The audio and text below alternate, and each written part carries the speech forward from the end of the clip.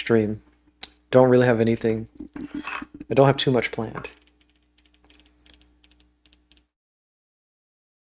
I have very little planned. It's just that I've got lots of thoughts. I've got thoughts. My mind has been rapid fire in recent times. I've been deliberately cultivating certain aspects of mind that have been making me think a lot. And it's kind of fun. I do like it. Anyway, it's making me have thoughts.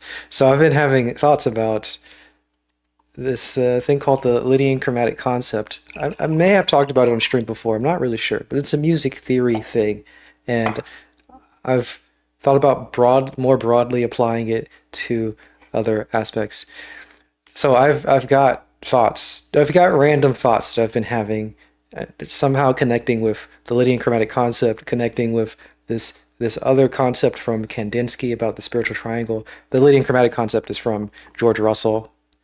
His whole idea is, I use it for composing music and for improvising piano. And then Kandinsky's idea of the spiritual triangle, I'll get into that. And then that's also related somehow to David Deutsch's ideas of optimism. It's all very loosely connected. Very, very loosely. But I'll just kind of talk about how I'm loosely connecting them. I got some pu'er. You can barely see it. You know, maybe I can find a way to actually present this to the stream, because I have this struggle a lot where I want to show you my tea, but I don't know how to. Anyway, I've got some pu'er. It's some pu'er that my friend got me. Very close friend of mine bought me some tea maybe 3 or 4 years ago. I've told a lot of people, and I told him that I'm like kind of a tea expert.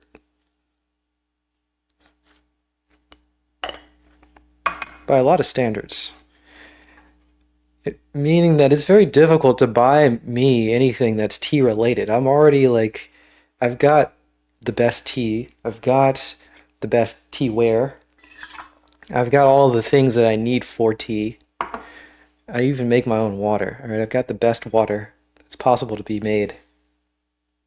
And I make it myself. So it makes it very difficult to buy anything that's useful for me or helpful for me. Unless you're a tea person, of course. If somebody's a tea person, then they'll probably know what to get. But you know, if you're not already a tea expert, you're not going to do anything good. Anyway, he thought that he could just go to Amazon and buy the most absurdly expensive tea that he could find. So he found a tea that was $40, and he thought, oh my gosh, that's so much. So he bought a $40 tea. And it was 700 grams of tea. 700 grams of tea. That is not expensive. That is extremely affordable. That is, in fact, cheap. That is some cheap tea. Not to say it's bad, it's cheap. Anyway, he bought some tea he thought was absurdly expensive. It was not. And now I just have a bunch of this very affordable pu'er from Amazon. And it's not awful. It's just not good. Anyway, I haven't had it in a couple of years, so I'm going to try it today.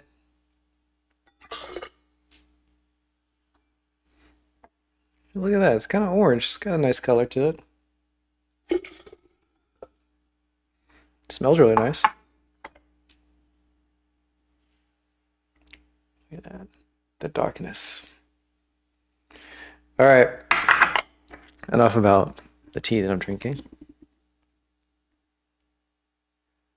I will stop drinking this tea if I feel that it is upsetting my stomach, which is the worst thing about affordable teas is that they are kind of harsh on the stomach. Sometimes. It's actually the only reason why I don't drink affordable teas. There was a time where I had the thought, I thought that any tea that you put a lot of attention to would be good tea. It's not about the tea itself. It's more about the focus that you put onto the tea. And then I started to test this by getting tea from grocery stores, buying some bags, and putting a lot of focus into it and drinking it in this same style that I'm drinking this tea. And it worked pretty well. Like you can actually get a lot from those teas and it tastes nice and it's good to have the focus and you get the calmness of the mind, but it upsets the stomach and it has like a long-term effect. For me, it did. It had a long-term effect on it just made me feel bad.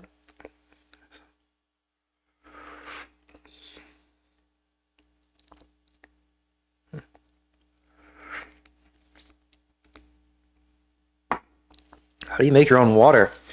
You distill the water. So if you get water, well, you probably don't want to distill it because that's too much. If you were very, very, very advanced, you would distill the water and then you would by hand add the minerals back to the water. You'd probably have to do some other thing, like you have to carbonate your water to add certain minerals, for example, limestone. And then if you have distilled your water, you'd probably want to add gas back to the water. So you'd have to figure out how to nitrogenate your water, oxygenate your water, carbonate, blah, blah, blah, all these other ways of adding gases to your water. But then you don't only want to add it, you want to add like a specific ratio so that it's the right ratio, but then only the specific amounts. So you want to degas it in the proper way. That'd be very complicated. I don't specifically do that. I do deionized water, which is not distilled, but it gets rid of all of the ions, all of the minerals, and then I add the minerals back by hand. And I do have to carbonate it because I use limestone.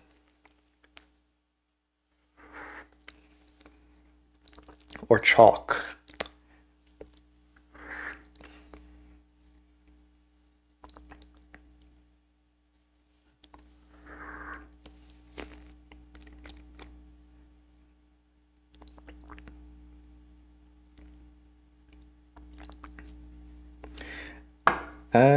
Not great.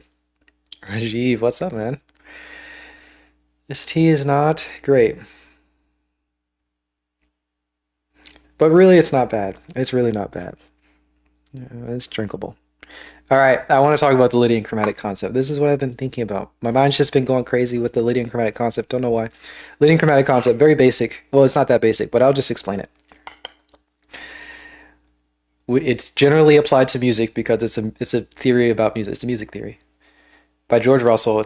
It's made in a jazz context. It's not for jazz, but it was made by a person who was a jazz player and given to other jazz musicians at the time. So it was used mostly in the jazz context, and it's still used vaguely in the jazz context. Most people don't even really appreciate the Lydian chromatic concept. It's not really well respected. Though some of the theories that came from it are still used in jazz. I'll just explain it. So the idea, one of the main ideas, is that you have, for example, a note, and a single note will imply a interval. And then an interval will imply a chord. And a chord will imply, there are other steps here, but a chord will imply a scale, and then a scale would imply a tonal system, a chromatic system. That's kind of the basics of it. This is one of the simplest aspects of it. Which means that if you have a note, the common usage of it is that a chord implies a scale, and that these two are inseparable. A chord is a scale. A chord scale is called chord scale theory. It's pretty common jazz theory.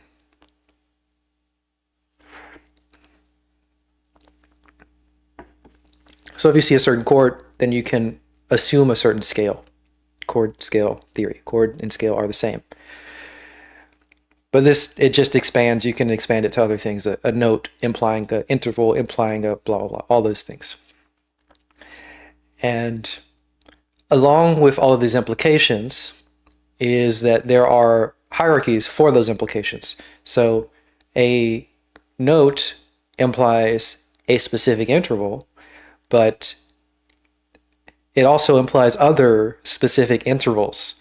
And there's a hierarchy of how those intervals are implied based on your cultural context or based on your own personal understanding of music and what music that you've listened to personally. So if you have the note C, for example, then the most obvious implication for an interval would be the fifth of having a C and a G played together. I'm going to skip the octave because we don't need to go into octaves or repeated notes. Scaling everything down to an octave. Have I ever come across the glass bead game? I've never heard of the glass bead game. What is the glass bead game? So you have a note C, which implies the interval C and G. But you could also have the note C imply the interval C and E, which is a slightly less obvious implication. And then you can go further down the hierarchy. You can, instead of having it imply C and E, then it implies C and A. And you go further into that. You have all the different, there's like a list. You can think of a list of all the hierarchies. And the same with a chord. If you have a specific chord, then you're implying a specific scale. So if you're playing a C major chord, then you might imply the C Lydian scale. And that would be the most obvious implication. But the slightly less obvious implication would be the C Lydian augmented scale. And a slightly less obvious implication would be the C Lydian diminished scale. This is the Lydian chromatic concept. Pretty basic.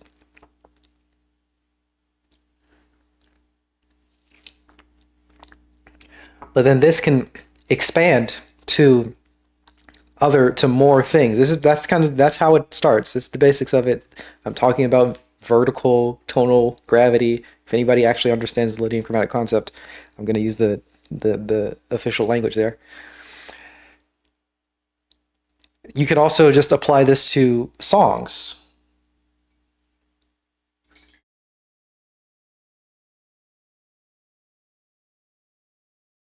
If you have a song, that there are certain implications from that song. So for example, a jazz player is going to have sheet music, and the sheet music is going to be the full song.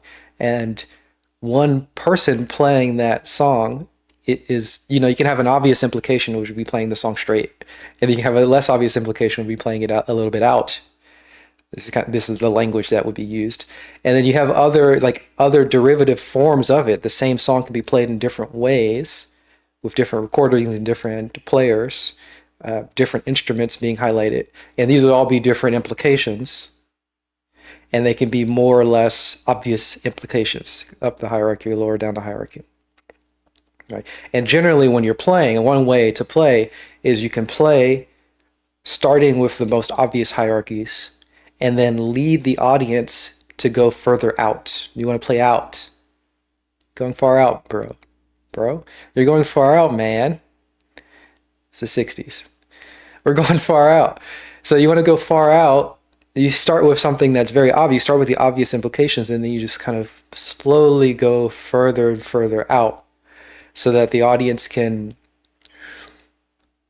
You're kind of hand-holding the audience through from the obvious implications to the least obvious implications so that they can... expand their palette. They're expanding their range of understanding of jazz. They're expanding their scope of appreciating music. It's a novel around a game around doing things like applying music theory to aesthetic philosophy. Oh, that sounds awesome. Tell me more. I'm very interested in that. Yeah, I'd be very interested in hearing more about that and learning more about that. So that's the idea. That's the basic idea of the Lydian chromatic concept. You start with the implication, you further things, implications, blah, blah, blah. I think you get the picture. It's pretty simple. It's very helpful for composing music. It's very, very helpful for improvising music. It's also just a way of understanding how to lead an audience to appreciate more far out music.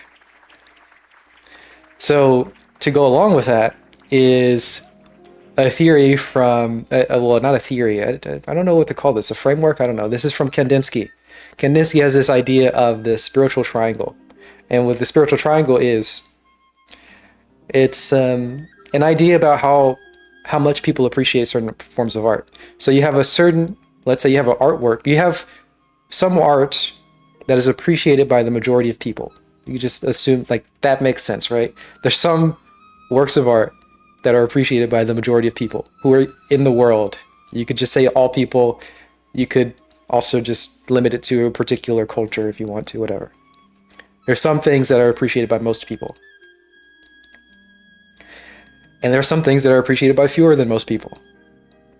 And there are some things that are appreciated by even less than fewer than most people, right? So you have a triangle which represents the long end of the triangle is most people are appreciating this. The length of the triangle is the amount of people. And then you have something that's slightly above that, which is a work of art that slightly fewer people appreciate. And then you have a work of art that slightly fewer people appreciate. And fewer people appreciate. Until you get to a point where there are some works of art that only one person appreciates. So you have this triangle. And then you have this theoretical space of art that no one appreciates. And a part of Kandinsky's whole, he notices, it's hard to describe here. He wants to move this spiritual triangle upwards.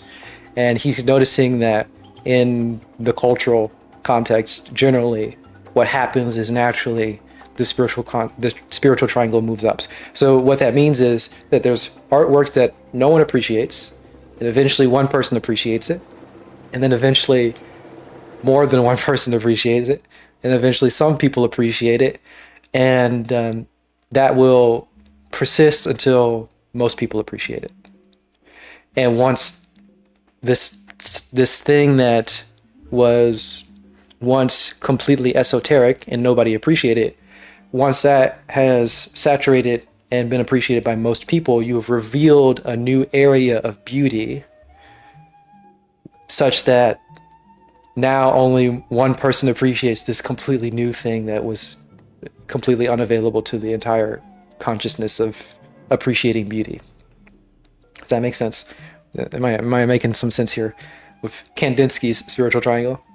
So he just wants to somehow get more people to appreciate something that's very esoteric so that it saturates and gets into the entire consciousness of all people.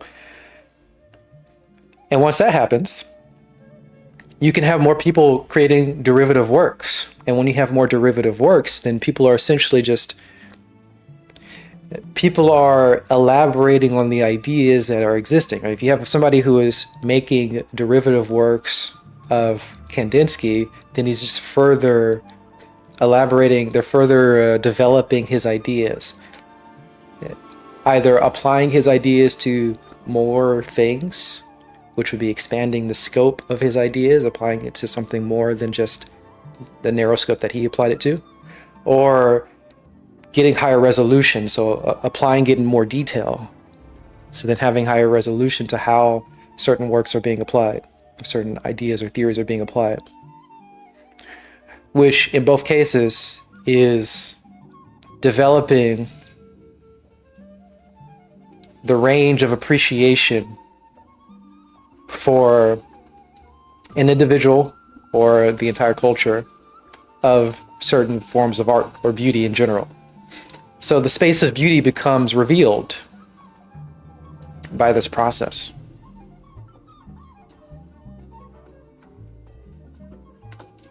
And as that happens, as that space of beauty becomes revealed, hopefully it's being revealed to, it's being revealed to people, and people are inherently creative. People are very unique. People have ways of applying things that are different. Each individual person has a unique way of applying certain concepts and ideas. So naturally, having more people be exposed to certain forms of art, it elaborates and it exposes and it develops how these things are appreciated. You just kind of have to have this. This is back into the David Deutsch, vaguely speaking here. The David Deutsch is a principle of optimism, right? You just assume that everybody has some unique contribution to art, and you don't want to hold any of your ideas. You don't want to like keep your ideas captive or personal, or you just expose them to the world, because other people can help you and other people can help the rest of the world further elaborate and detail forms of art and beauty.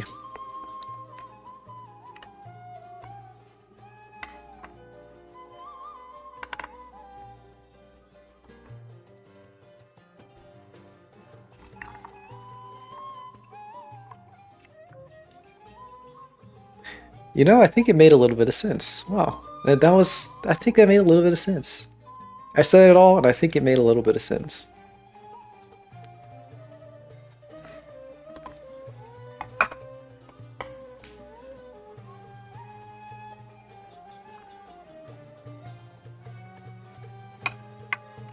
There's something I really like about AI, for example, because first of all, I just like the music. We're listening to some AI music that I made. I like a lot. I think that we'll get to a point where we can already do this a little bit, but it's not very good, but eventually be better, where you can give it a piece and then describe what you want to be different about that piece, and then it'll create a derivative work that is slightly different, right? So then you can very easily get to this point where you can imagine the implications of certain parts of the song, and then you can imagine going to different parts of the hierarchy, and then essentially an implication that's less obvious, and then expand the form of appreciation that's available for a person or for whoever's listening, the audience listening to it.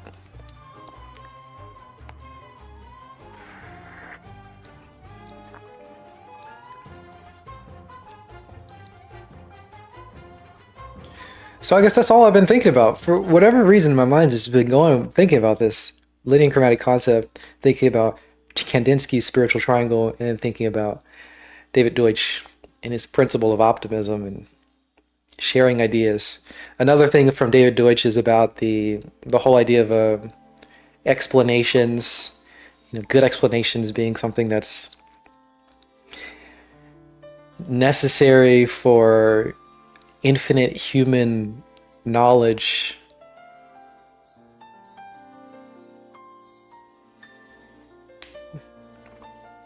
I like it. I like the idea.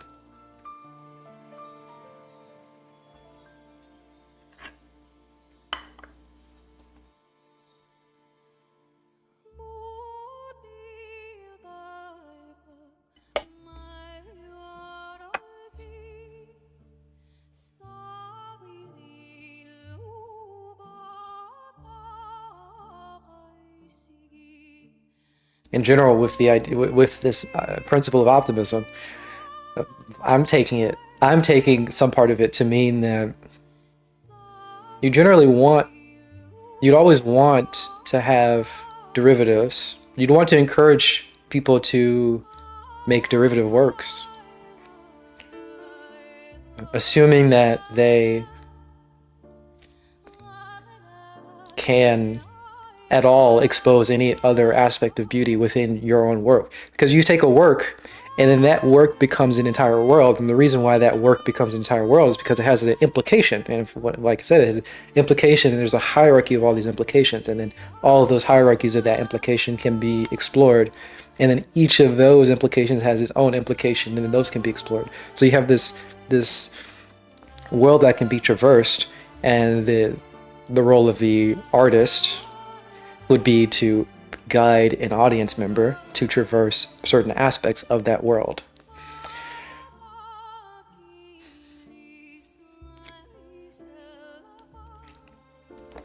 How would I sketch a path in music education? That's difficult because I don't know. Let me just describe my own path in musical education. I don't even know if it's accurate. So I played piano as a kid. I learned classical music as a kid. And I wouldn't even really I don't know if I consider that to be musical education. Maybe not. Maybe. I mean, I learned how to read music, I learned how to perform, so that kind of counts.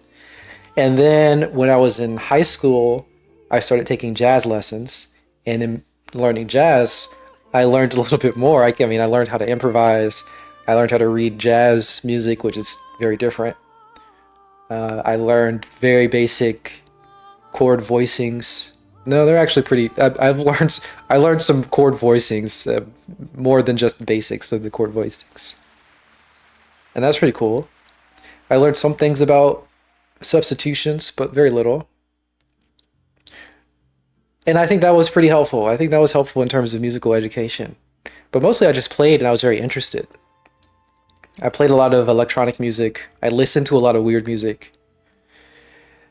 But then I think for me, the real part that changed for me, the real thing that got me into something totally different was when I started reading. I started reading classical music theory.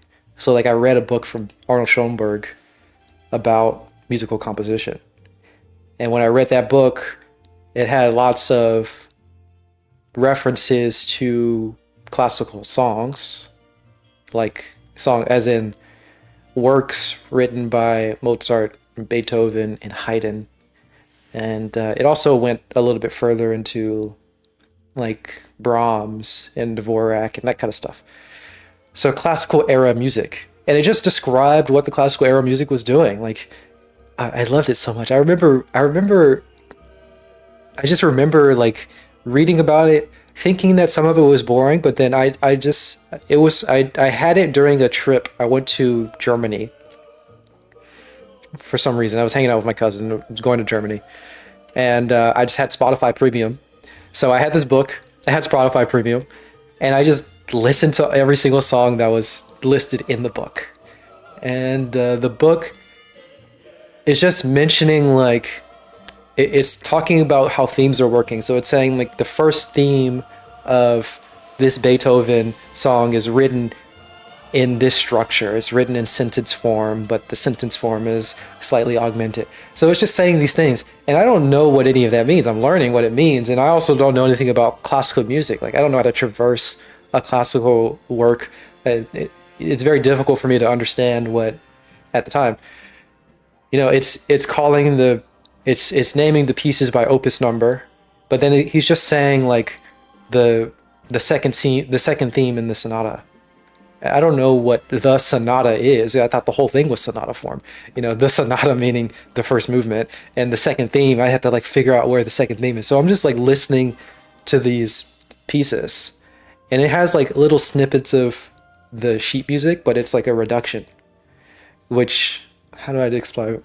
A reduction means that like if you have an orchestral work, an orchestral work would be music written for a flute, violin, you know, all the instruments. I'm not going to list all the instruments of an orchestra, but you got all the strings, you got all the winds, you got the brass, blah blah blah. You've got all these things written out, and each of them have notes written out individually.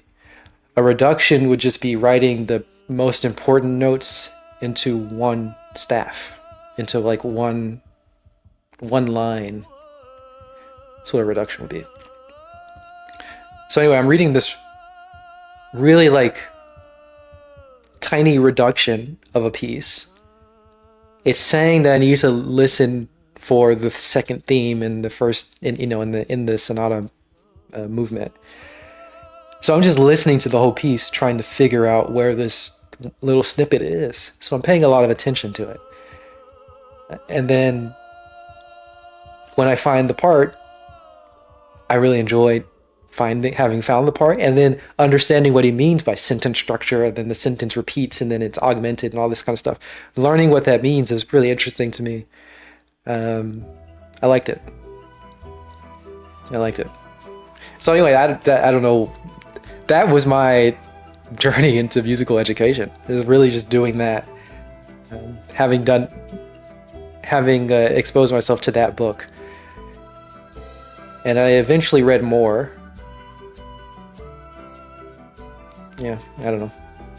I don't know anything beyond that.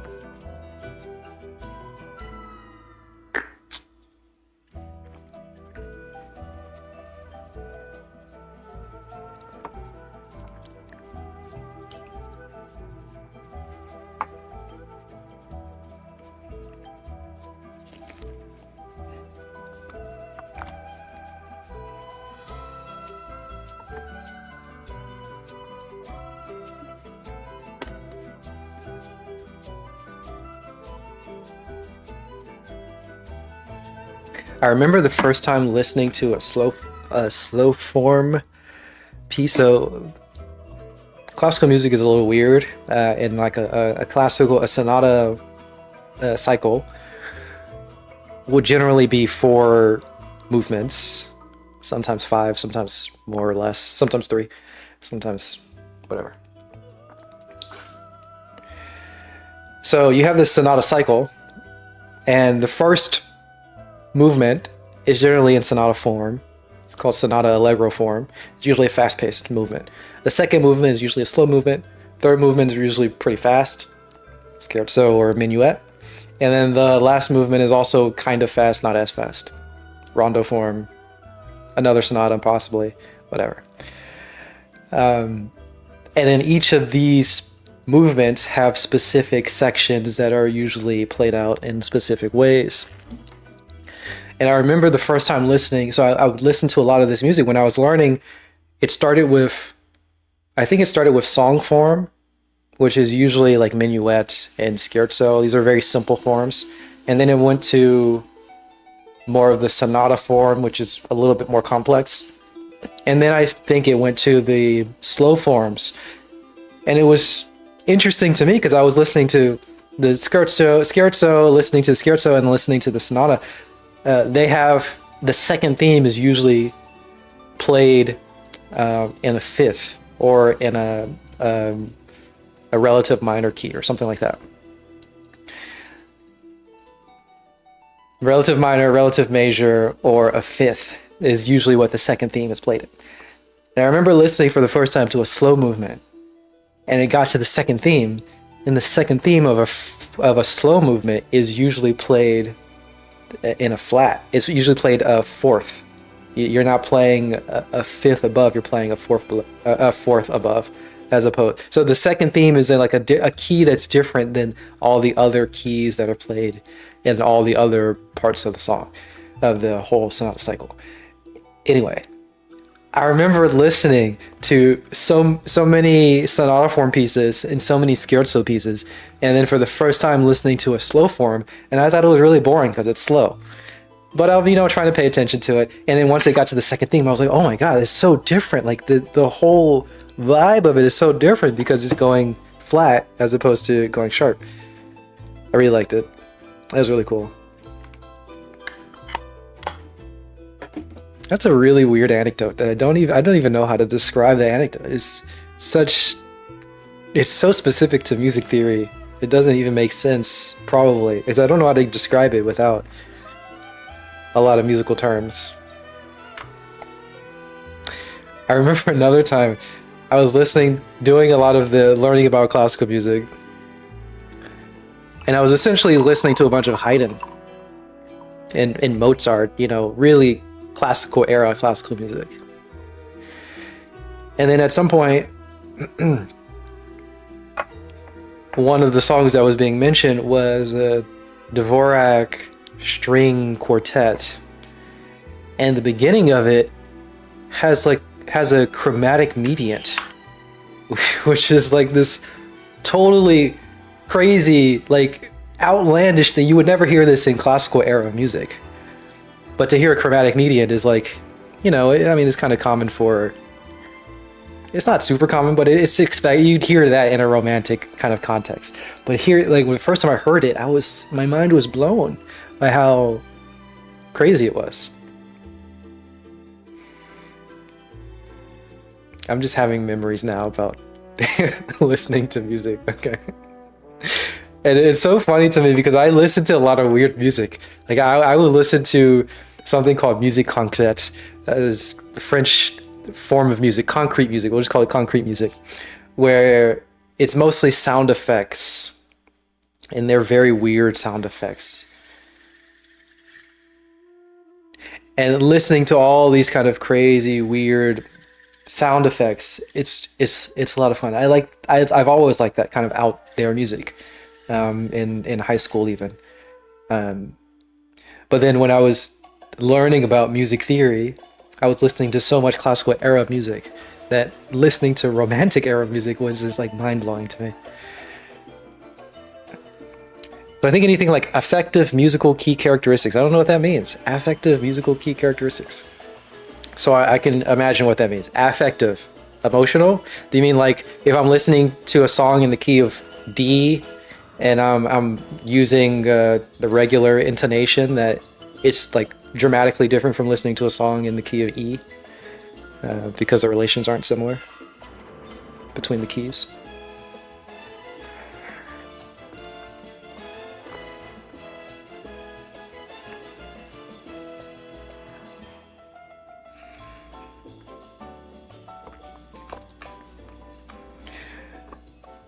Yeah, yeah.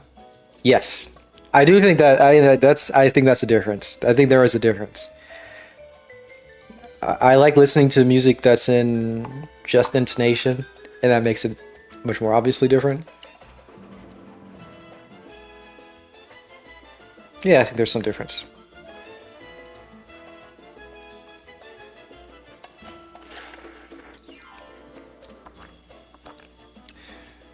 Though I don't know if it's extremely obviously different. I don't know. My ear training is not very good in terms of like I can't listen to a song and immediately tell if it's what key it's in. Yeah, I have a lot of difficulty with ear training, so I'm not sure. People have made maps. I guess I'm not super familiar with how. I'm not familiar. I'm not that familiar with it. With how detailed it can be.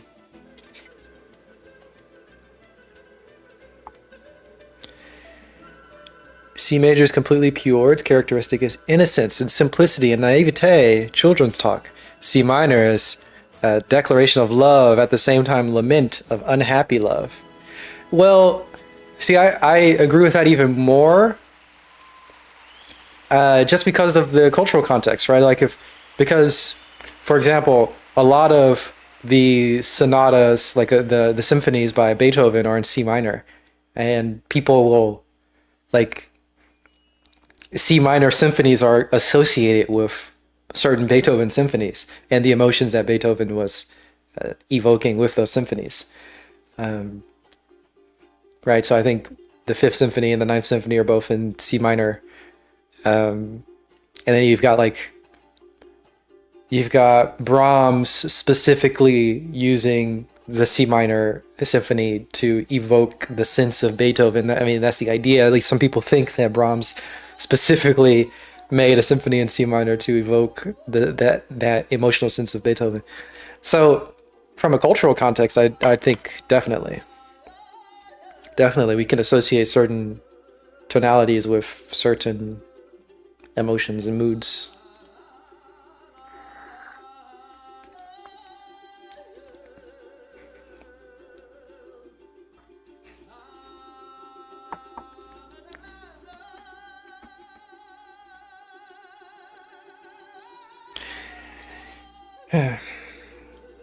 So okay, I'm like 4 steeps into this tea. I think it's not bad. It's not bad at all. Right? The flavor is not. There's not much flavor to be had, but it's kind of calm. It's kind of relaxing.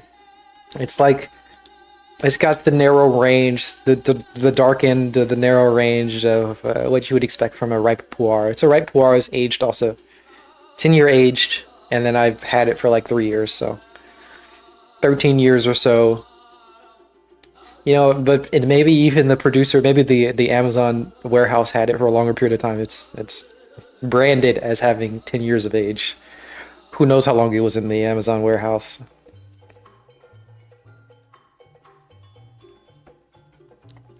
It's not bad. It's just not much flavor, but it feels good. 700 grams is way too much, though. Gotta say that. I realized when I pulled it out of storage, I realized that I have like 4 of my canisters. I broke up one of the cakes so that I could put into containers and drink it, and I have another cake that's in cake form.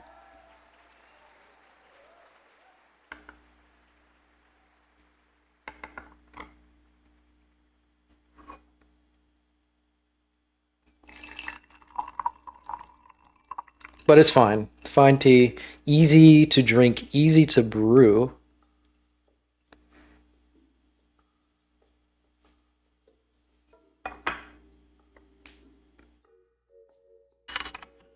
All right.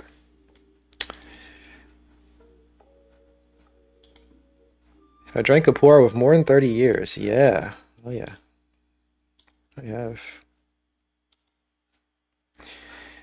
All right, I'm going to watch. It's time to transition away from music, away from Lydian Chromatic Concept, away from Kandinsky's spiritual triangle. Actually, we might be kind of still in the scope of Kandinsky's spiritual triangle, but we're going to go into watching a video about tea. It's just a video from Mayleaf. I saw this video, I wanted to watch it. I just haven't had time to watch it, so I'm gonna watch it now on stream. How was it? It was good. I like old pu'ers. I like really aged pu'ers. I like aged oolongs too. I like aged teas.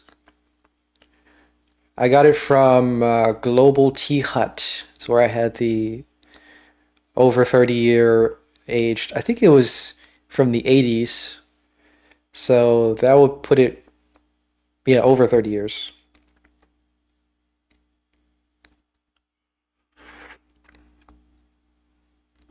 It was good.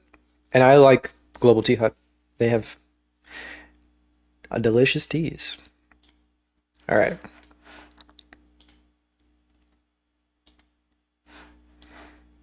See this video? All right, we're gonna watch some Mayleaf. He's gonna be talking about pouring water. And you know, this actually, it's reminded me of, I was reading the gastrophysics book, and one of the recommendations was to explore the sonic interest, adding sonic interest, meaning for me, for example, I pour a lot of my tea very quietly. So to add sonic interest would be to pour a little bit louder. And this episode of Mayleaf is about pouring tea high or low, essentially aerating the water as you're pouring it. And I think that will generally add some sonic interest. So, you know, kind of goes in line with that. Anyway, let's hear it. Hey tea heads, this is Don from Mayleaf. Today I'm Hey. going to be teaching you how to pour water. I know, tea geekery knows no bounds, but it makes such a big difference how you pour your water over your leaves in order to change the expression in your brew. Aged pu'er is your favorite genre? What are you drinking? Where do you get your tea from? Now, I've done videos before about direct brewing versus indirect brewing, aka rim brewing. The difference between those being the water being poured directly on the leaf versus on the rim of your pot or gaiwan, or on the edge of your pot, etc., so that it doesn't actually hit the leaves directly. I've also done a video about rim brewing, comparing fixed rim brewing, where you're pouring always on the same place on the rim, versus clock brewing, where you're pouring in different places for each infusion, versus continuous rim pouring, where you're for every infusion you're pouring around the entirety of the rim. You can go check out those videos, but I'll give you the quick catch up. Okay, so the quick catch up is direct versus indirect. If you brew directly on the leaf, you're going to extract much quicker, much stronger. It also means that you're going to be pulling out more of the inner leaf material much quicker, which means you're getting more of the texture of the tea, you're getting more of the astringency of the tea, you're getting more of the low to mid notes of the tea, and you are going to be getting a very rich tea very quickly, versus rim brewing, where you're going to preserve more of those transient high, light, bright aromatics of the tea. You're getting more of the aromas which come from the aromas that are on the outside of the leaf, that tend to be more those sort of fruity, floral, transient. When I say transient, it means it dissipates quite quickly, high, bright aromatics. You're also more likely to get a softer tea because you're not pulling out so much of the astringent notes in the inner leaf material. So therefore, direct brewing is very different from rim brewing. So that's how if you ever notice, I'm pouring my tea a lot here. You can see I always do this, what he's calling continuous clock brewing. I'm brewing around the edge of the rim, and I'm kind of always continuously moving. More so, I'm doing it because of the sense of flow and smoothness and motion, everything needing to be continuously in motion. You know, some old Zen stuff. Reading Zen and drinking tea makes me want to keep everything in continuous motion because everything is always in motion. So I don't want to have this confusion that things can be static by pouring in one space at a single time. So I'm always moving things and pouring in circles. And even when I'm pouring from my gaiwan into my pitcher, I'm usually slightly moving. I also like the idea of preserving aromatics. So, in order to, he's saying that it leads to the preservation of the aromatics that are transient. That sounds like a good idea to me. I want to keep those transient aromatics over time. Do I think I could double blind taste? I doubt it. I doubt, he's saying that there is an actual difference between pouring direct and pouring around. I am not convinced, and I've never done a direct test. The reason why I'm doing it is because of the motion, and it feels good. It's just having read Zen stuff and being exposed to that, having the idea of constant movement. That's why I'm doing it, and it just feels nice. I'm not really doing it for the taste. I would be interested in doing the experiment. First of all, doing the experiment and just tasting it and seeing if there is a difference, not blind, and then also doing it blind. I don't think that blind tasting is the way to go generally. I don't think it's a very good evaluation tool because generally you're not drinking the tea blind. So there's never, it's just not a test that's relevant. If you're living your life, there's something that's mentioned in the gastrophysics, right? Generally, everything that you eat, you know what it is that you're eating. You have some conceptual idea of what it is that you're eating. You're never just taking like a random fruit that you're like blindly like walking around the world, grabbing something random and putting it into your face. That almost never happens. So it doesn't really make a lot of sense to do a taste test in that way because that's never going to happen in the world, in the wild. But it would be interesting just to train the palate or see if it is strong enough to overcome any of the other blindness.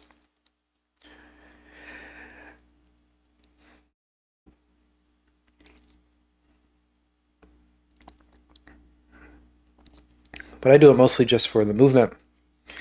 The sense, the karmic sense of wanting things to be in motion or accepting that things are always in motion in life. Vaguely, I'm saying this stuff out loud right now, but I've never thought about it before. I just like the motion; it feels good. Second video that I did versus fixed versus clock versus continuous rim brewing. The takeaways to that is don't bother with fixed because it just creates a one-dimensional tea quite quickly. So I don't like that method. Clock brewing, where you're brewing and you're hitting different parts of the gaiwan for each separate infusion. So infusion 1 would be here, infusion 2 would be here, etc., etc., and you make it like a clock around the gaiwan or pot. That's really good for preserving the longevity of your session, because So I also want to preserve the longevity of my session. So I guess that would be relevant to actually test and figure out if that is helpful. But I guess I'm always doing the continuous clock brewing. And I also turn my gaiwan. So I will pour it out, and then I'll place it, and then I will turn it, so that my tea is always in this position, right? So usually if I'm pouring it, it's going to be in this position. Does that make sense? So I'm pouring it like this here. So the leaves are going to fall down, and they're in this position. And then I'll place it down, and then I'll turn so that the leaves are always like this. So that I'm going to be constantly turning it. Every time I pour it, I'm going to be turning it. So I guess that's similar to what he's describing now. You're going to be brewing different areas of the gaiwan, and I know it sounds crazy, but honestly, it makes a difference. The way that the water pours on the gaiwan into the leaves, you're going to be brewing them sort of in bits, in parts, and therefore you tend to get a longer session with less dramatic changes between infusions. You get preservation of sort of the initial phases of a tea for longer. When you're doing continuous brewing, you're getting much more of a rich brew from the beginning, and that brew is going to change. The character of that brew is going to change through infusions in a more dramatic arc. And that, you know, is a good thing or a bad thing. It's neither. It depends on what you're looking for. If you're That's interesting. So I like the idea of it being less dramatic. So I'll have to try with a different tea, but I'd like to try having single point clock brewing to have less dramatic changes over time with the session. Now, another thing that I have trouble with is I think it's difficult to have two tea sessions of the exact same tea that have the exact same parameters. So I've been thinking about this for a while and thinking that having vacuum sealed bags of tea, right? Essentially taking a tea out of storage, putting them into two separate vacuum sealed bags, and then having that rest for some amount of time, like maybe a week or so, and then one day drinking the first one in one way, and then the next day drinking the second one in the exact same way. I think that would lead to having the same tea experience, or at least very similar tea experience. But the fact that is difficult, it's difficult to have the same tea twice and have a similar experience. That alone is very difficult. So then being able to test the difference between having, different forms of brewing the tea makes it that's also, if you can't repeat the same tea, then any changes are going to be difficult to isolate, because any of the changes of your brewing style might be masked by the fact that the tea just changes over time. And a big factor of that is just like opening your container. If you open your container one day, that's gonna make the tea very different the next day, for example. So there are a lot of factors here, and I don't even know how to isolate. Oh, I haven't figured out initially how to make sure that each tea session is consistent across with the same tea over different days. So I think that would be the first thing to isolate and figure out before trying to get into these different forms of movement. And unless it's so dramatic, it might be just that dramatic. You're looking Maybe. for, maybe you've got less time and you want to really sort of experience of tea with less infusions, then you might want to do continuous. Also, if you want to have more of a richer experience and for you to really experience the difference that the infusions make as the leaf gives up its flavor through infusions, then again, continuous might be better. If you're looking for a more long session with more infusions and a more consistency in terms of flavor, so a more sort of slow arc of between infusions, then you may want to choose clock brewing. So those are the takeaways. Today I want to sort of wrap it all up, bring it all together with the final parameter that I haven't really talked about, which is high pouring versus low pouring. Now I'm going to be talking about direct brewing, so pouring directly on the leaf, because if I'm pouring high and I'm trying to hit the rim, it's just going to go everywhere, right? I'm talking about direct brewing. So for the times that you want direct brewing, what's the difference between high pouring and low pouring? And you will maybe have heard of the expression high water, low tea. I'm going to try this high pour on the rim that he's saying is difficult to do. I'm going to try it right now. Which basically means that and I guess another thing, this would be difficult to do. I'm not using my clay kettle. I often have a clay kettle as opposed to this gooseneck. The gooseneck makes it very easy to do. It's probably going to make it easier to do high pour with pretty good precision, but if I'm ever using a clay kettle, it might be difficult to have the precision to hit the rim exactly. All right, let's try it. The expression is basically suggesting that you pour your water from a height over the leaves, and then when you're pouring the tea out from the gaiwan, you're pouring it very low to the gongda bay so that you're not like adding too much oxygen once the tea is brewed. But it feels weird. It just feels weird to do. And it sounds weird. Like hearing the sound of the water splashing just feels weird. I mean, it's not unpleasant. It just feels weird. But the sonic interest is there. There is sonic interest. All right. We're learning about the sonic interest. That's one aspect of gastrophysics that we're learning about recently. Sonic interest. I'll play with it. Is that true? Does it make a difference? Let's find out. I have here some sweet spice JJM, gorgeous ginger high may. pour, low water. Because it's a young, delicate leaf, buds, and therefore, it's going to be very reactive to this potential difference. So what I'm going to do is I'm going to brew them both identically, both 5 grams in these gaiwans. I'm going to brew them exactly the same time, there or thereabouts. Hopefully, I will try to be accurate in this one. Let me see, how do I get that clock going here? Just double check. Yeah. I'm going to put a stopwatch up on this because I have a feeling that this kettle is going to let me down again. So I'm going to get a stopwatch going here. Right, so I'm going to be pouring this one high and this one low. Yes, and I'll do them 10 seconds apart. So I'm going to start the stopwatch now so I can see what I'm doing.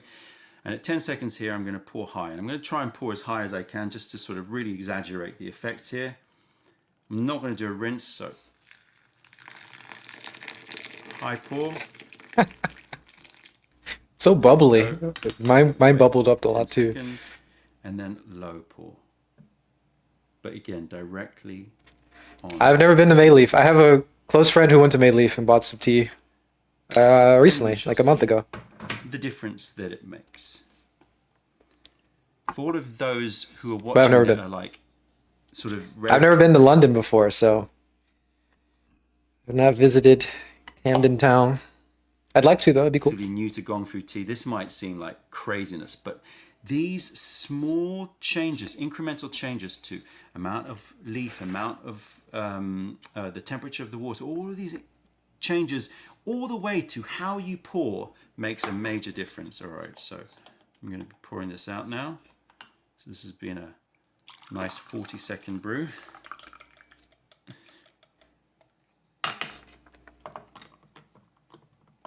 And we pour this one out. Now let's see if we can see a difference in the liquor before we taste it. Put these to the side. Right, let me see. There was a very strong. I gotta say, I was drinking the tea. All right, it's a very. It's very different. It feels very different in the mouth when I poured it really high. I wasn't trying to pay a lot of attention to it. I wasn't paying a lot of attention to the tea before, but after pouring it high, it just feels a lot lighter. I guess what I would expect from aeration, but it's something like that. It feels extremely light. Of course, I did just brew the same tea one after the other. I didn't pay attention to how long I was steeping it for. I'm not paying attention at all. I'm just saying what I'm saying. It feels lighter. That's all I gotta say. Now, I can see a difference. I don't know if you can. You might struggle. Yeah, I see the but difference. come on, focus. It could just be lighting, though. Can't tell. Apart from the fact that this one somehow has more liquor, which is a bit odd. Not quite sure how that happened, because I seem to be pouring the same amount in. This one definitely has a cloudier look to it. It's definitely stripped off more of the hairs on the tea, the trichomes on the tea, but also it has just got a cloudier look in general. This looks very clear compared to the high pour, which is as to be expected. You're pouring from a height, you're getting a lot of agitation, you're stripping off a lot of the hairs on the leaf, but also you're extracting potentially much harder, so you're going to get potentially a little bit more cloudiness.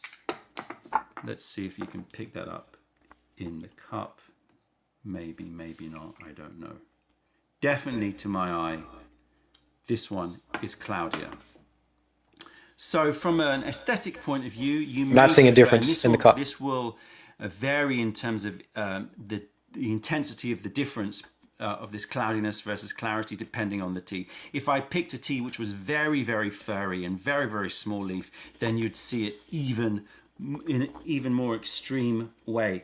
And the reason why I picked this slightly larger ginger and maize, because I wanted to sort of like bridge the gap between, because we're going to be talking about oolongs, we're going to be talking about green teas. I didn't want to go too far so that it wasn't applicable to other tea types, if you know what I mean. Okay, so let's give this a taste. So high pour,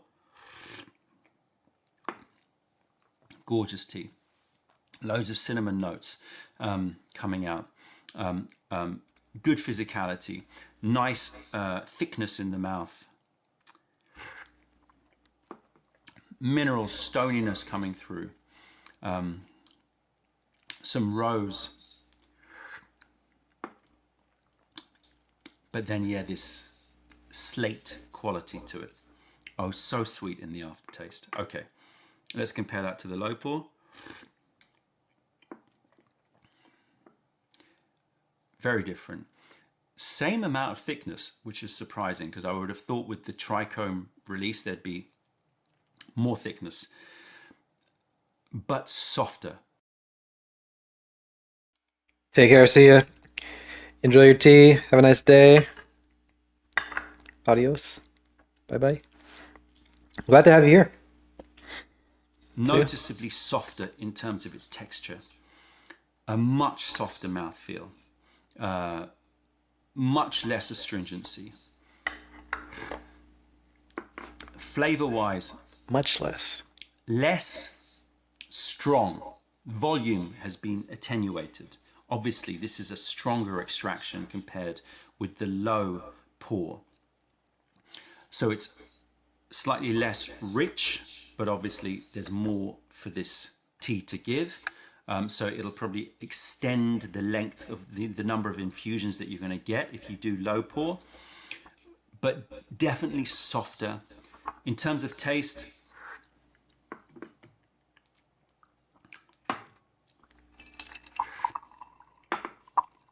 apart from the fact that this is stronger, there is a difference in the balance of flavors. This is much more mineral heavy. I'm getting more of the rocks and the stone in this tea.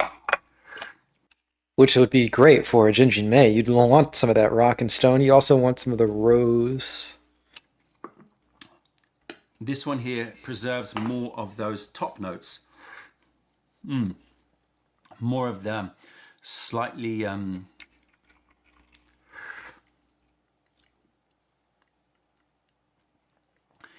syrupy rose quality to it. The cinnamon notes are there too, but they are just generally lighter and brighter.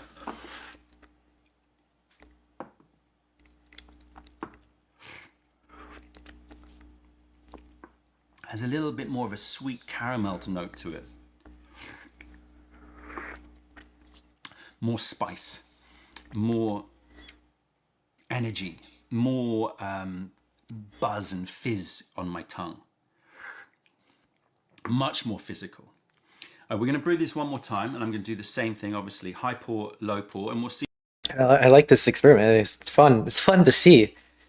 Fun to see. And I splashed a lot of water, tea, I guess, all over my.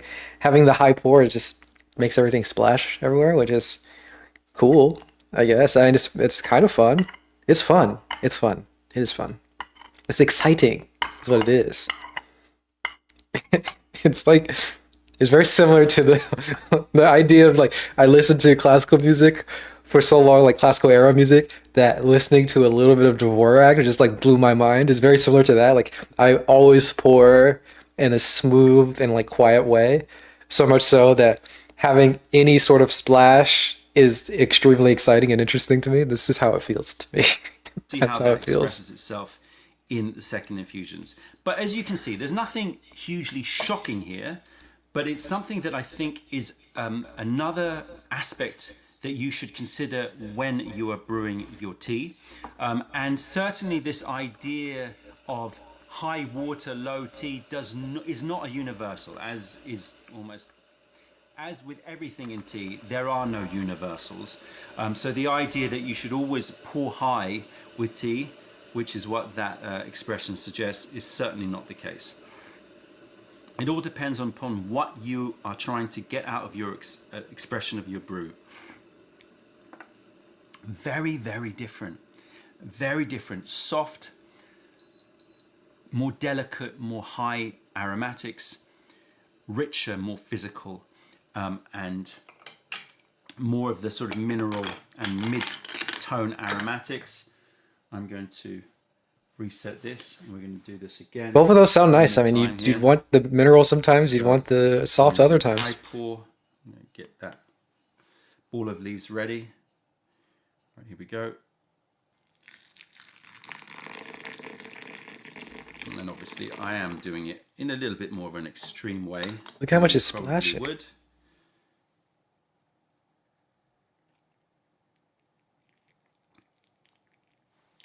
I'd like to see an example of what would be the normal way of doing it. So there's a theme that develops across these now 3 videos.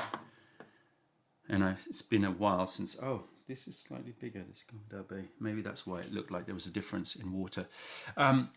Yeah, you know, wrapping all of these pouring water videos together, there's definitely a theme that develops. And I think that it's good for us to just bring it all together so that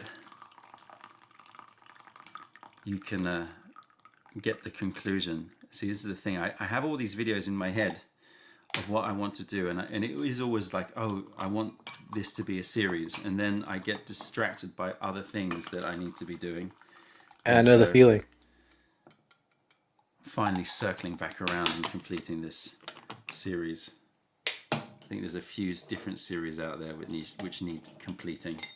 I'd love to see all the series, all of the series that he's thinking about, everything that he's imagining in his mind. But it's difficult for him. He's got kids, or a kid. He's got tea shop. He's got like a Chinese medicine shop. This guy's doing a little bit too much all the time, huh? I know I'm not doing anything. I'm not doing nearly as much as he's doing, and I know the feeling of being distracted by it. Having a lot of ideas and being distracted easily. Right, let's see if there's a color difference here. This is still cloudier, but less so. The difference is less extreme, but it still is cloudier than this one. If you can possibly see it, maybe it's better if I leave it there. I don't know. All right, I'm going to pour these away. We're going to do this taste again.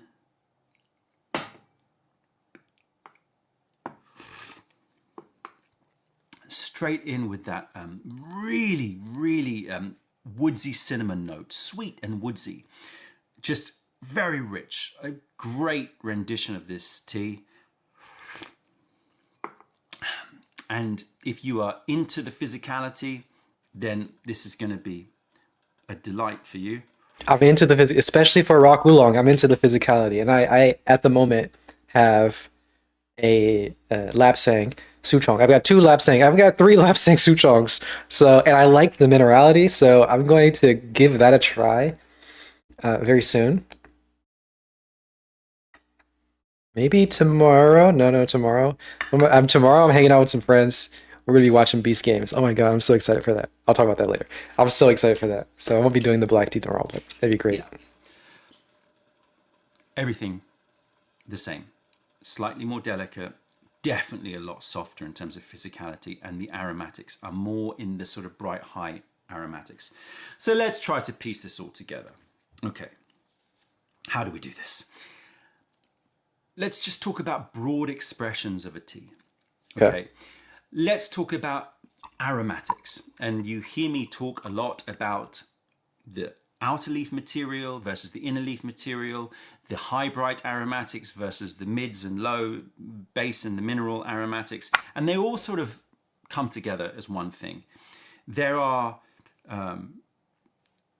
chemical compounds in tea which are brighter, higher, more transient aromas. They tend to live on the outside of the leaf more and come from the juices that have been exposed in the rolling process.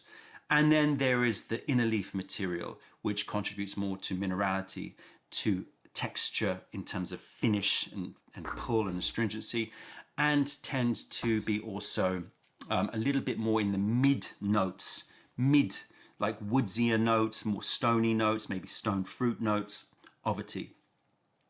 So if you are looking at the 3 different parameters that we're talking about, high water versus low water, continuous versus clock brewing, and the rim versus direct, they're all pretty much going to be of the same ilk. If you want to preserve the aromatics, then you're going to go for rim brewing, and you're going to go for clock style, so you're doing it slowly over time, so around. So clock rim brewing is the most gentle. The next step up from that is continuous rim brewing, where you're brewing everything in one go, right? You're getting a richer tea, but you're still not hitting it directly. The next strength up is low direct, so you're doing this one here, you're pouring the water directly over the leaves, but at a low height. And then the most extreme is high direct. So you've basically got sort of 4 versions of pouring, from high direct, low direct, continuous rim, clock rim, right? So if you just This is the one those, I choose across most of the time. Your spectrum of choice. If you want to preserve the high aromatics and have a more long extended session with softer, more gentle brews, then you're going to be brewing on this end of the spectrum. So you're going to be brewing the clock rim or continuous rim, and you wouldn't be going so much towards the direct. If, however, you want the opposite, if you want something that's rich, you want something that is very textural, you want something that is very physical, you want to accentuate more of those mid notes, more of those stonier notes, more of those mineral notes, you want to extract stronger, you want to get that balance, then you're going to be thinking more in terms of direct brewing, and rim brewing would be less what you're after. So that's a very clear way of looking at it, I hope. The other thing to note is you can change the way that you are pouring the water throughout the session, and I suggest that you do. So as you've brewed into a leaf and it's extracted more of those softer notes, those higher bright aromatics, you may then start to feel like you need to push the leaf a bit more. So you're going to be moving up into those direct brewing methods. So oftentimes I'll have like a dansong tea or an oolong tea, which is very aromatic, that I'm treating a little bit more gently. I'm going to do continuous rim, or I'm going to do clock rim on it at the beginning. But as it's hit its third, fourth, fifth infusion, and I feel like now I want to really pull out those inner leaf material a little bit more, I might start hitting it with direct brews, and I might start hitting it harder and higher. So you've got an intensity of brew that you can control through the height and the style of pouring water. Right, let me just sip this again.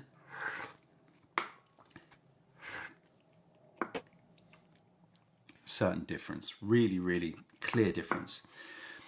So if you imagine this spectrum from the more aggressive, high direct, all the way to the least aggressive, low clock rim brewing, you can also then apply this to how much time you've got, right? Let's say you don't have time for a long session. You've only got time for like 5-6 infusions, and you need to be on your way. Then you might be thinking about brewing richer tea earlier with less of an expression that is subtle through the expression of change, which is subtle through the infusions. And you want more of a direct experience, a quicker arc between the differences between the infusions. Then you might be moving into the more aggressive, let's say, forms of pouring water. How does this apply to tea types?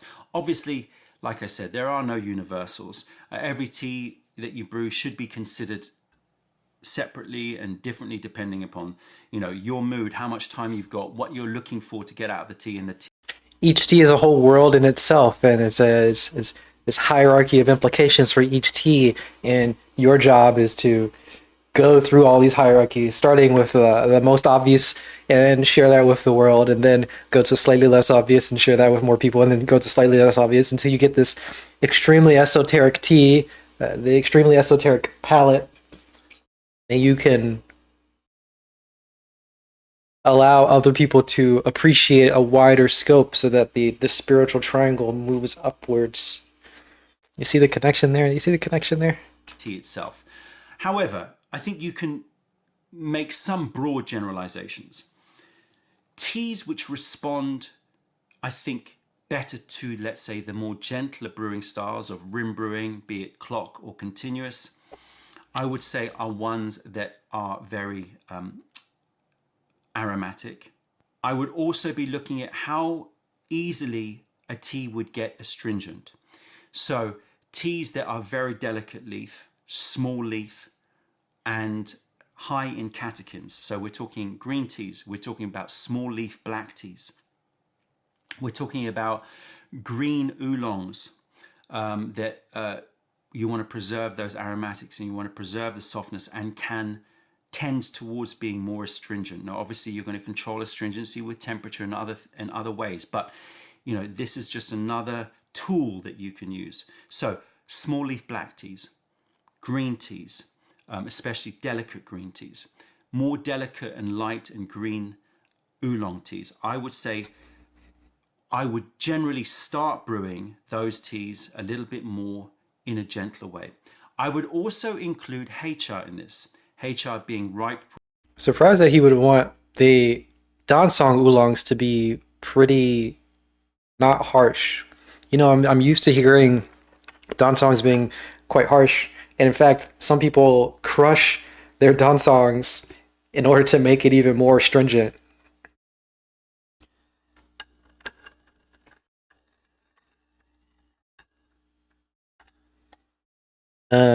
Yeah, and is he? Let me make sure I'm understanding this. Is he putting this in the order? Is this in the order from green to rock oolong in terms of you want the clock rim for the green tea, and then the yancha oolong where you want to be high direct? That's what it looks like to me visually speaking here. But then why would white tea be over there with the high direct also? Large leaf black tea makes sense. Shangpur makes some sense to be there. HI makes sense. Green. Yeah. Everything makes sense except white seems out of place and dansong seems out of place to me. In fact, they might be flipped. I would imagine. Puer teas or other dark teas. Even though we tend to advise to brew at hot temperatures, boiling point water, I do think that given their small size, you want more of a clarity in terms of the liquor. You want more of a softer brew, because if you hit it hard, it can become a bit too, it can pull out too much because they can get very strong, but also it can be a bit too cloudy. He's talking about heichas right now, right? That's what I had today. I had a heicha. I had a ripe pu'er, which would be considered a heicha. And well, it took a long time before I started brewing it hard. This does not have a lot of the. This does not have a lot of anything. Didn't have a lot of anything. Doesn't have a lot. I'm not really pulling out a lot of astringency. I'm not pulling out any harshness. I'm not really getting any flavor at all. There's not much here. And not just in terms of look, but the taste becomes a bit too mineral and a bit too stony. So I would say small leaf heichas, small leaf black teas, green teas, lighter oolongs, and more of those aromatics like Dansong oolong teas, which are prized for those aromatics and can get astringent quite quickly. Yeah. Focus more on the gentler side of clock and continuous rim brewing. Larger leaf material, yencha, rock oolongs, that really so much of their character is about that rockiness, right? Pulling out the rock, that mineral quality. Large leaf black teas, large leaf pu'er teas, so raw pu'er, sheng pu'er. I would suggest, and some people like to brew gently with their sheng pu'er, but I would suggest that you are a little bit more bold with those teas. You want to pull out those, Be bold. Those inner leaf material a little bit quicker. For me, also bear in mind there's a difference between cake pressed pu'er tea and loose. For loose pu'er tea, raw pu'er tea, large leaf pu'er tea, and large leaf black tea, even if you fill up a gaiwan with those leaves, there's so much air in between those leaves because it's all sort of straggly leaves that if you pour direct, you're not actually really hitting a lot of the leaf. It's a lot of it's hitting air. So therefore, I think you can afford to be a bit more aggressive in terms of the way that you're pouring the tea. If, however, it's like a very tightly compressed cake, then you might want to be a little bit more, careful about it. Obviously, ball rolled oolongs, the first infusion, you might want to get the water hitting those leaves to try to open up a bit more. So the shape of the leaf also makes a difference. But I hope that this concluding video in how to pour water helps you to understand the broad differences that the pouring makes, the broad different styles from rim brewing, low clock, low continuous, to direct brewing, low and high. It gives you at least sort of a nice spectrum for you to sort of consider when you are considering how to pour your pour your water. And of course, as I said, it will change for every tea and throughout this session. So as you have brewed into your leaf, you might want to get more aggressive as you see fit. Let me know your thoughts. Is there anything that I've missed here? Let me know in the comments, but I think that concludes our series about how to pour your water, and go experiment and find your own styles as you get to know each individual tea that you brew. That's it, tea heads. Check out our other videos, taste our teas wherever you are in the world by browsing mayleaf.com, and come visit us if you're ever in London. On that, I'm Don from Mayleaf. Thank you for being part of the revelation of true tea. Stay away from those tea bags. Keep drinking the good stuff and spread the word, because nobody deserves bad tea. Bye. Bye. Wow. Pouring tea. Pouring your tea high and low. I will explore a little bit more pouring my tea in the high. I almost never do that. Give it a shot.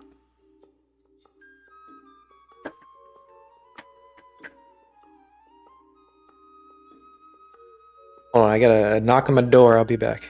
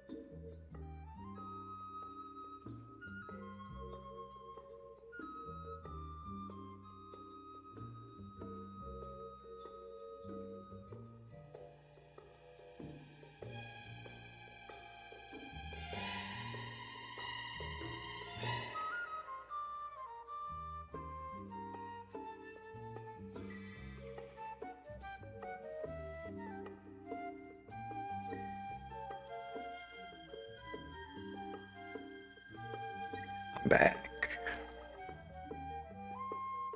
So, did I want to mention something? Tomorrow, I'm watching Beast Games. Oh, I'm so excited. I'm extremely excited for this.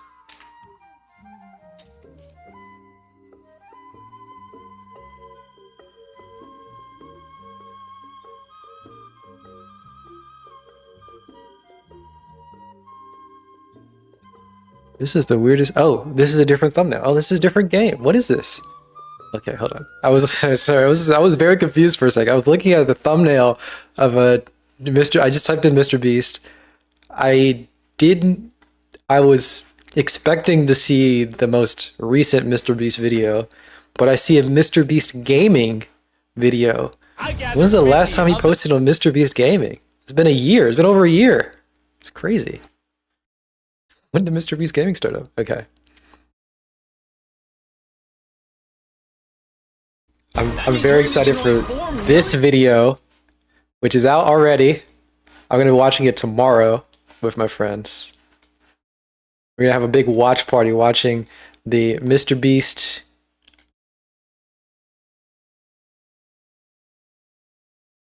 Can't see.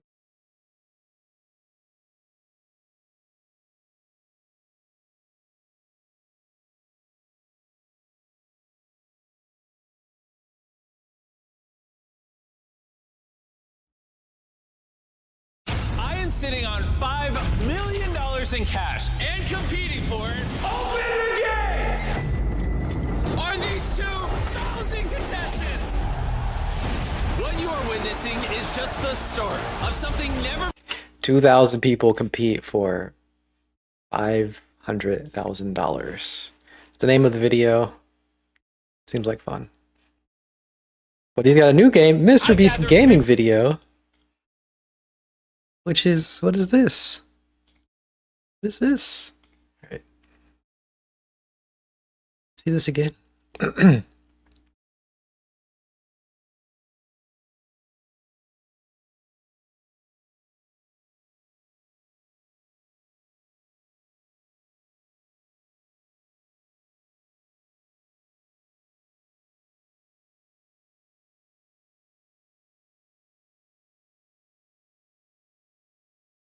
I gathered 50 of the biggest Roblox creators on the planet, and they're gonna play on a recreation of my brand new show, Beast Games of Roblox. Whoever wins gets $100,000 to give to one of their subscribers. What? Let's go! Yeah! Before we start, I want to make all of you an offer. I have $50,000 on top of the $100,000 prize pool. Do you want to eliminate yourself and evenly split this 50 grand with everyone else that does? Or do you want to continue competing for this $100,000 grand prize?